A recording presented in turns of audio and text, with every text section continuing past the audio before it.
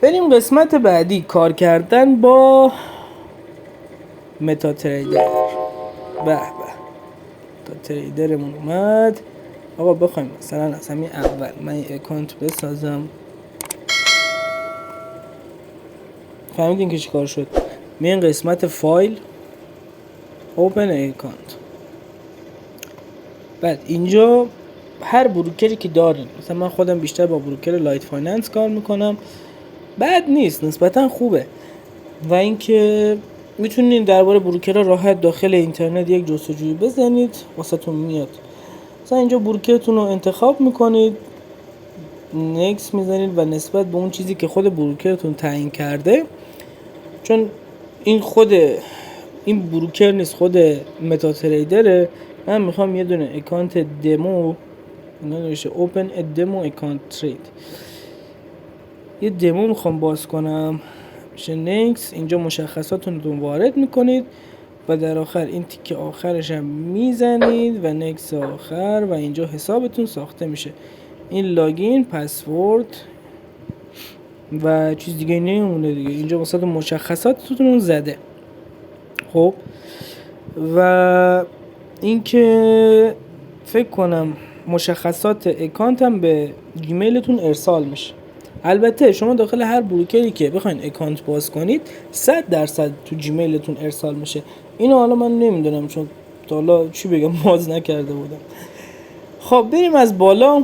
قسمت اولیش قسمت فایل. اینجا نیو چارت، حالا ما واسه چارت ها چون اینجا میگم سخته، قراره کلا ما ترید به زبون خیلی ساده یاد بگیریم، قرار نیست عجق وجقش کنیم.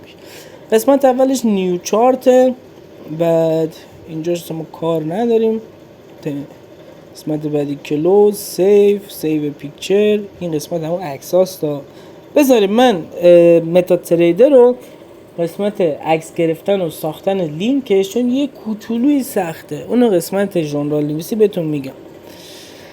اینجا هم که قسمت پرینت و اوپن اکانت هم که الان با هم دیدین، لاگین تریدر اکانت، وب تریدر و اینم MQL5. خب دیگه با اینش کار نداریم. خب الان هم تا مارکت هم بسته است. این بایوسلمون هم به صورت خاکستری رنگه. تب بعدی تب ویو، قسمت اولش میشه قسمت لنگویج، اینجا زبوناتونه. قسمت بعدی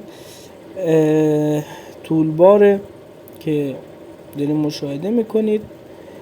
بعد میشه قسمت های سیمبل و مارکت و مارکت واچ و دیتا ویندو. آقا اینا رو بلش کن، خیلی قروپر زیاده، باید چجوری راحت ترش کنیم. خب شما دوباره این بالا به ابزارهای نیاز دارین، اینا همه رو بریز دور. خب کلا چیا میخواین؟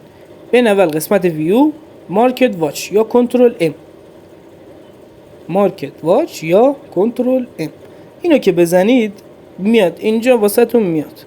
هر چی که مثلا بخواید معامله کنید اینجا هست. اگه نبود این آخرش دوباره یه به علاوه‌ای داره. اینجا مثلا من میخوام پوند رو سرچ کنم، GBP. حالا نگاه میکنین دیگه پوند به چی انتخاب میکنید، یه دونه اینتر اینجا واسهتون اضافه میشه. خب و بریم واسه قسمت بعدیش. قسمت بعدی اینجا یه دونه راست کلیک که کنید داخل چارت، چون چارتتون شما اینجوری نیستش. خب چارتتون اینجوری نیست. یه لحظه من ویدیو رو استاپ کنم. خب چیکار کردم؟ رفتم فقط چون گفتم وقت ویدیو گرفته نشه، رفتم دوباره اکانت رو لاگین کردم که یک کوچولو بیشتر شبیه سازی تر بشه بحث خودمون.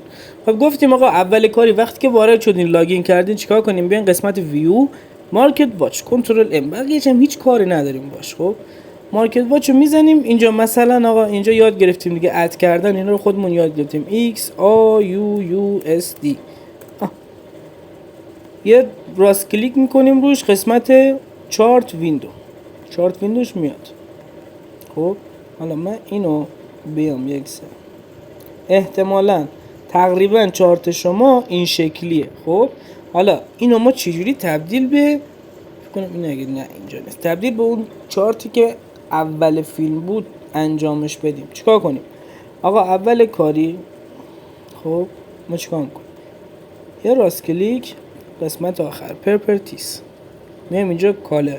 اول رنگا رو میخوایم درست کنیم. قسمت اول آقا بک‌گراند دوست داریم مشکی باشه، نه آقا من دوست دارم آبی بشه، آبیش کن. هر رنگی که راحت تری بکن، اصلا هیچ لزومی نداره آقا فقط سبز قرمز باشه. آقا تو دوست داری سبز و سفید باشه، اصلا دوست داری سبز و بنفش باشه، هر جور که مغزت فکرت راحت تر. بک‌گراند قسمت اولش بلک یا اون مشکی خودمون. قسمت های بعدیشو اصلا ما کار نداریم. خب میایم کجا؟ میایم اولین کار بار داون بار آپ. داون که خودتون میدونیم میشه پایین. آقا انگلیسی هم آقا هیچی من بلد نیست. داون میشه پایین دیگه. بله میایم اینجا میزنیم روش رد رو انتخاب میکن. اینجا شد قرمز. درست؟ خیلی این تا اینجا هنوز فقط میدونیم داون میشه پایین. الان توی این قسمت میبینیم کندلایی که اومده رو به پایین وسطشون سفیده. اینجا یک کلید میایم دوباره اینجا قرمز رو میزنیم. اینم شد کندلای رو به سمت پایین یا کندلای فروش رنگشون شد قرمز. دوباره بهتون میگم هیچ نیازی نیست که شما رنگشون سبز و قرمز باشه، هر رنگی که خودتون مغزتون راحت تره. حالا بریم کندلای بعدی. کندلای سبز. کندل سبز میبینیم وسطش مشکیه. خب میایم اینجا کلا باید یه دونه مشکی باشه. آقا من دیگه انگلیسی یاد ندارم، از این راحت تر فقط بخواد بک‌گراندتون مشکی باشه این قطعا میشه خود کندل. یه کلیک میکنین میان چی؟ قسمت گرینش. این شد کندلام. الان کندلامون درست شد. خب میام قسمت شو، میخوایم چیا رو ببینیم روی چارت، چیا باید دیده بشه. اینو شد. این اولین گزینش بذاریم باشه چون قاطی میکنیم. مثلا این بالا مینویسه اسم نماده که میخوایم الان معامله کنیم، ولی قسمت بعدی زیاد مهم نیستش. یکی بعدی میشه چی؟ میشه بید و اسکام. اینجا این شد بید، این شد اسک. خب این دوتا یعنی باید باشه. این بالا گفتین چی؟ اینو من نمیدونم چی. قسمت های بعدی که کلا مثلا بهش نیاز نداریم و غیر فعال میکنیم. این میشه جدا کردن روزا، به درد میخوره. آقا اینو بذاریم باش. یکی آخری ترید لول با ترید هیستوری. این سابقه بذاریم باشه، لول زیاد مهم نیستش، بذارین هرچی چارت خلوت تر باشه راحت ترین. قسمت بعدیش هم اگه دوست داشتیم مثل بذاریم من اینو اوکی کنم. نگاه کنید الان من این نمیتونم بالا پایین کنم. خب اگه دوست داشتیم مثل تریدینگ ویو از این بغل بالا پایین کنید، خب میان دوباره راست کلیک میزنیم این قسمت پرپرتیز، این تیکو فعالش میکنین و دوباره اوکی. میبینید که راحت بالا پایین. حالا آقا این پایین اندیکاتوره، اینو من چجوری حذفش کنم؟ میگم دوباره راست کلیک میکنید میاین کجا اندیکاتور لیست. اینجا لیست تمام اندیکاتورهایی که واسهتون فعاله رو بهتون نشون میده. فقط کافیه که چیکارش کنین. این از اونش، اینم از اونش، کلا دیلیتش کردیم و کلوز. خیلی ساده راحت. خب اینجا دیگه چیزی این قسمت بالاش مونده. قسمت بالا میایم چیکار کنیم؟ آقا هر جایی که این بالا بود یه راست کلیک دوباره میزنیم، راست کلیک اینجا میایم قسمت آخرش تنظیماتش.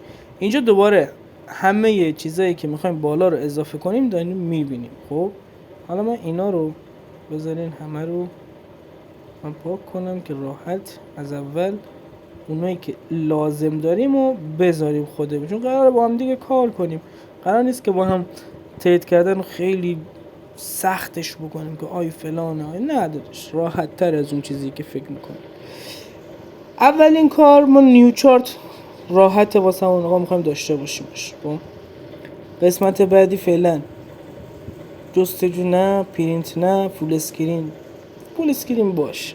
مارکت واچ راحت تره باشه. همینجا میتونیم گفتم از داخل ویو هم مارکت واچتون رو نگاه کنیم، ولی اینجا باشه راحت تره، دم دسته دیگه. بعد تول باکس باشه، این تول باکس رو بهتون میگم دیگه. MQL5 اینا نه، اولتو تریدینگ نه. خب اینم بذاریم باشه که نمایش کندلایه که به صورت کندل استیک ببینیم و زوم این و زوم اوت و آها این دوتا مهمه دیگه. بقیه چیزاش نه نیازی نیستش. کلوس تموم شده رفت. حالا این قسمت آقا اگه مثلا من مربع نداشتم یا خط روندی واسم نبود اینجا، دوباره چیکار میکنم؟ دوباره تو بخشش راست کلیک، قسمت آخر تنظیمات، اینجا دوباره هر آن چیزی که دوست دارین، فیبوناچی میخواین بندازین، امواج الیوت میخواین بندازین، چه میدونم کانال بی‌نهایت میخواین بندازین، هر چیزی که دوست دارین اینجا دوتا کلیک کنین اینور اضافه میشه. اگه میخواین باز خلوت‌تر کنین اون چیزی که اینور اضافه شده روش دوتا کلیک کنین برمیگرده سر جاش. به همین راحتی و آسونی. دوباره کلوز دیگه. چیزی گفتم قسمت تولبار. آقا اینجا دستتون خورد این رفت جوش کن هیچ، میام اون تولباری که اینجا اضافه کردیم دوباره اضافه کنم. این به چه درد میخوره؟ آقا من بیشتر من خودم تو این باورم، خب وقتی که شما اینو نبینید یه کوچولو ذهنت آرومتره. چرا؟ شما می قبلش میخوای ریسک کنی دیگه، میخوای معاملت رو شروع کنی، می قبلش پوزیشن تو میچینی، استاپ تو میذاری، تیپیت هم میذاری. و اینکه وقتی که این روشن باشه این پایین قسمت پروفیتش به دلار بالا بیاد یا پایین بیاد، استرس نسبت به معامله بیشتر میشه. حالا ما اینو بحث رو بیشتر بازش میکنیم. این یک کلیاتی بود که الان بهتون گفتم دیگه. اینجا تبای بعدیش اینا که خواستیم مثلا اندیکاتوری توش اضافه کنید. اندیکاتور یکی گفتم من داخل تریدینگ ویو اندیکاتور سشن مارکت رو استفاده میکنم و داخل متا تریدر قسمت اینزرت اندیکاتور ترند مووینگ اوریج 20 دونه، چون خیلی واکنش های خوبی نسبت به مووینگ اوریج 20 بازار داره. حالا باز قسمت استراتژی ها اینم بهتون توضیح کاملش رو میدیم که خود همین یک نوع سبک ورودیه توی سکشن.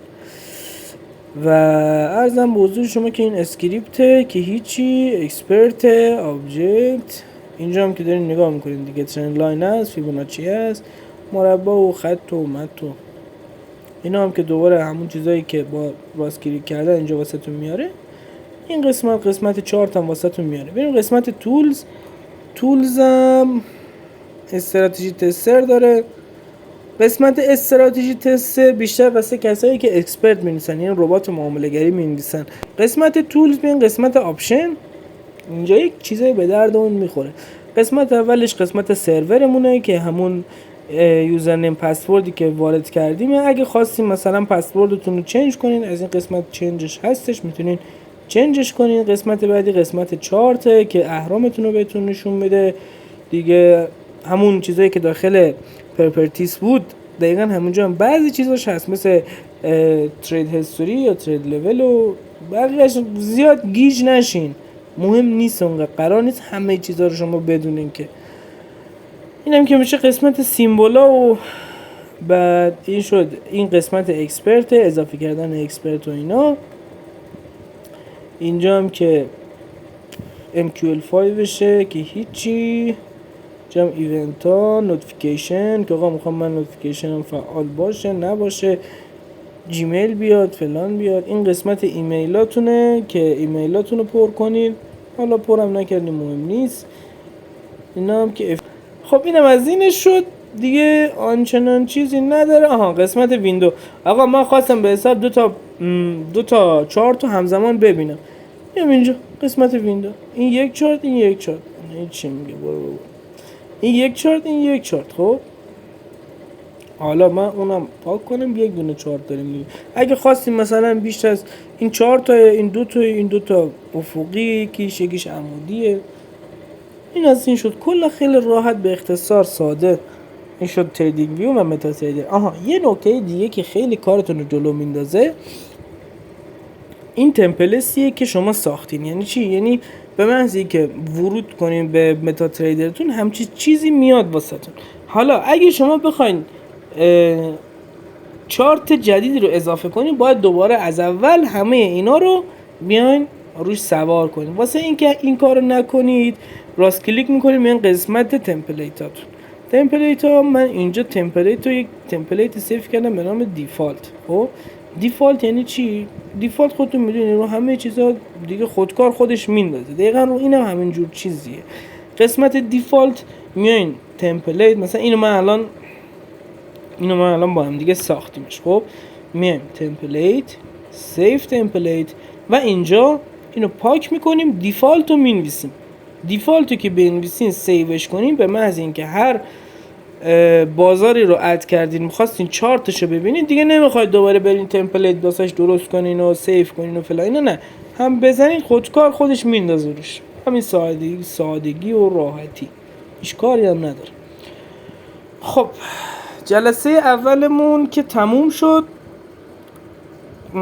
امیدوارم که واسهتون به ساده ترین حالت ممکن گفته باشم، چون نخواستم زیاد از کلمات قلمبه سلمبه‌ای به کار ببرم.